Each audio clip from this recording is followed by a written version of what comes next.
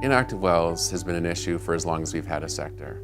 When exploration and production happened in Alberta, people would try and find reserves, they would drill wells and hopefully get production.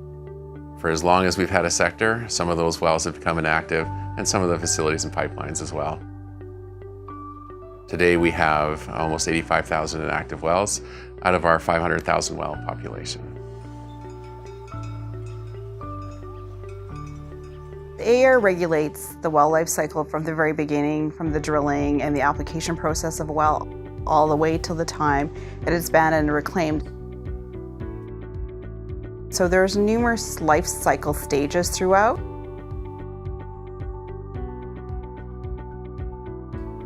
Once a well is drilled, it falls into the active stage.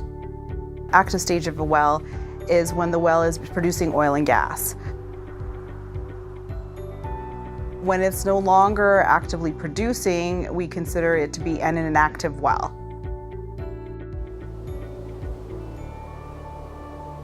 A suspended well is an inactive well that is chained and locked to the surface, where there is downhole work to ensure that it's safe and secure, that there is no chance of environmental damage or public safety hazards.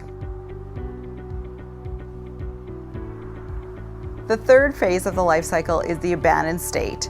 This doesn't mean that the licensee has walked away from the well. Instead, it means that they have plugged the well downhole and left it in a long-term state which is safe and secure. It's typically cut 1 to 2 meters below ground so that it is no longer visible from surface. Once the well is cut below surface, they recontour the land so that it is similar to the land around it, and then they ensure there's no contamination. If there is, they would do some remediation associated with it, and then they bring the land back to its original or to an alternative use that is compatible with the original. Reclamation doesn't happen overnight. There's numerous stages of closure and assessment that occur prior to a site and a licensee applying for a reclamation application. There's a lot of science that goes in behind assessing sites and remediating them to ensure that the reclamation can occur and that the land can be returned to the equivalent land capability.